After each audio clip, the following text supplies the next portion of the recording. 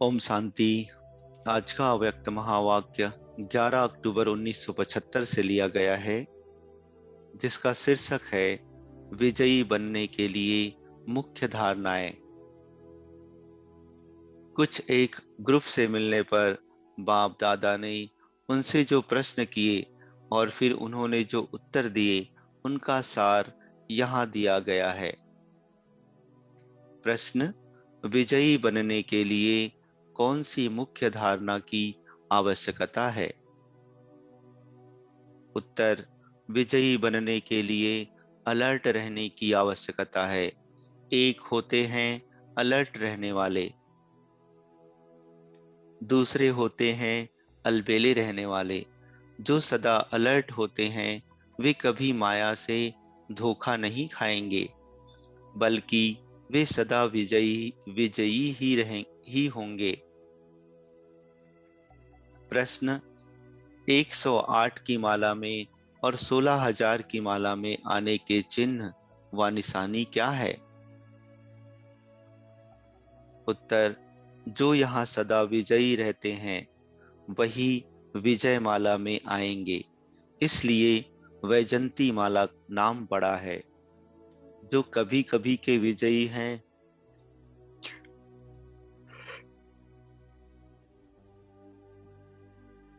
वे 16,000 की माला में आएंगे।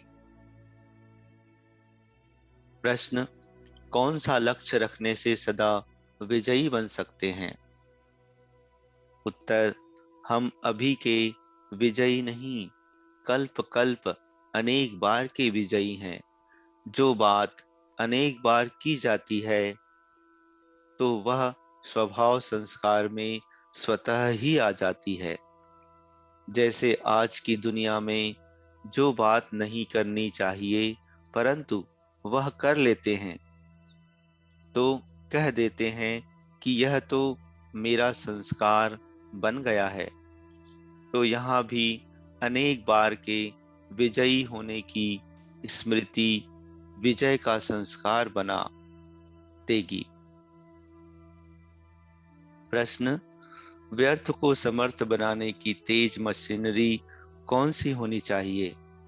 उत्तर: जैसे कोई भी चीज की मशीनरी पावरफुल होती है तो काम तेजी से होता है, तो यहाँ भी व्यर्थ संकल्प को समर्थ करने के लिए बुद्धि रूपी मशीनरी पावरफुल हो। बुद्धि भी पावरफुल तब होगी जब बुद्धि का पावर हाउस से कनेक्शन होगा। यहाँ कनेक्शन टूटता तो नहीं, लेकिन लूज जरूर हो जाता है। अतः अब वह भी लूज नहीं होना चाहिए, तभी व्यर्थ को समर्थ बना सकेंगे। दूसरे ग्रुप से मुलाकात। प्रश्न: ब्राह्मण जीवन का मुख्य कर्तव्य क्या है? उत्तर: बाप के याद में सदा स्मृति स्वरूप होकर रहना। जैसे मिश्री मिठास का रूप होती है, वैसे ही याद स्वरूप ऐसे हो जाओ कि याद अलग ही ना हो सके। अगर बाप की याद छोड़ी तो बाकी रहा ही क्या? जैसे शरीर से आत्मा निकल जाए तो उसे मुर्दा ही कहेंगे, वैसे ही यदि ब्राह्मण जीवन से याद निकल जाए तो ब्राह्मण जीवन क्या हुआ? तो ऐसा याद स्वरूप बनना है, तो ब्राह्मण जीवन का कर्तव्य है याद स्वरूप बनना। तीसरे ग्रुप से मुलाकात। प्रश्न: देहली यमुना के किनारे पर है, यमुना किनारे का गायन क्यों? उत्तर: जैसे अब साकार रूप में जैसे यमुना किनारे निवास करते हो, वैसे बुद्धि योग द्वारा स्वयं को इस देह और देह की पुरानी दुनिया की स्मृति से किनारा किया हुआ अनुभव करो। संगम युगी अर्थात कलयुगी दुनिया से किनारा कर लेना। किनारा अर्थात न्यारा हो जाना। पुरानी दुनिया से न्यारे हो गए हो कि अब भी उसके प्यारे हो। प्रश्न: दशहरे पर सभी रावण का दाह संस्कार करते हैं, लेकिन अब आपको क्या करना है? उत्तर: आपके अपने में जो रावणपन के संस्कार हैं, उन रावणपन के संस्कारों का संस्कार करो, अर्थात रावणपन के संस्कारों को सदा के लिए छुट्टी देकर लाभ उठाओ। हड्डियां व राख बांधकर साथ नहीं ले जाना। राख अर्थात संकल्प रूप में भी रावण के संस्कार नहीं ले जाना। कुछ एक मुख्य बहनों से संबोधन: हर समय अपने को निमित्त बनी हुई समझती हो।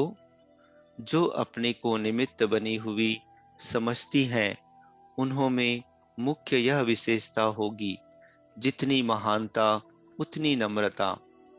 दोनों का बैलेंस होगा, तब ही निमित्त बने हुए कार्य में सफलता मूर्त बनेंगे।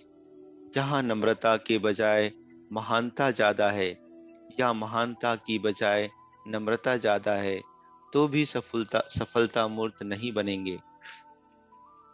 सफलता मूर्त बनने के लिए दोनों बातों का बैलेंस चाहिए। टीचर्स वह होती हैं जो सदा अपने को बाप समान वर्ड सर्वेंट समझकर चलती हैं। वर्ड सर्वेंट ही विश्व कल्याण का कार्य कर सकते हैं। टीचर्स को सदैव यह स्मृति रहनी चाहिए कि टीचर को स्वयं ही टीचर नहीं समझना चाहिए। यदि टीचरपन का नशा रखा तो रूहानी नशा नहीं रहेगा।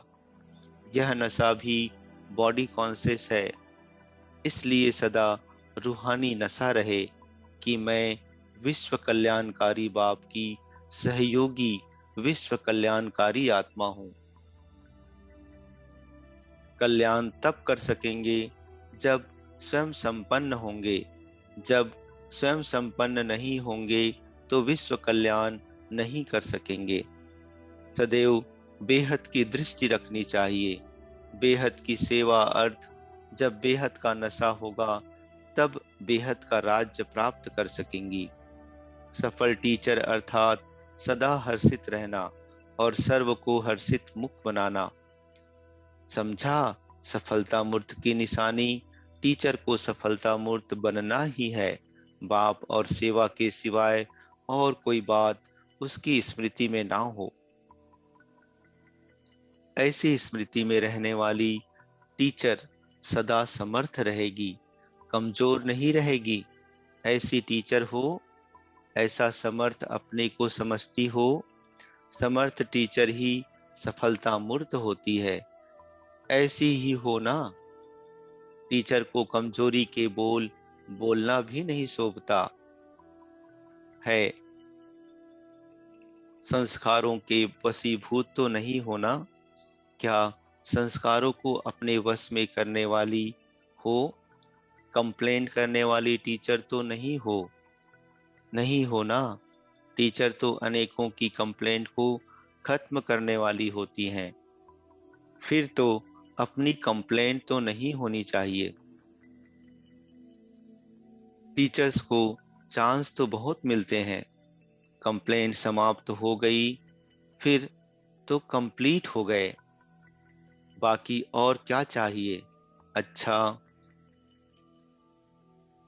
मुरली का मुख्य सार: पहला, विजयी बनने के लिए सदा अलर्ट रहने की आवश्यकता है।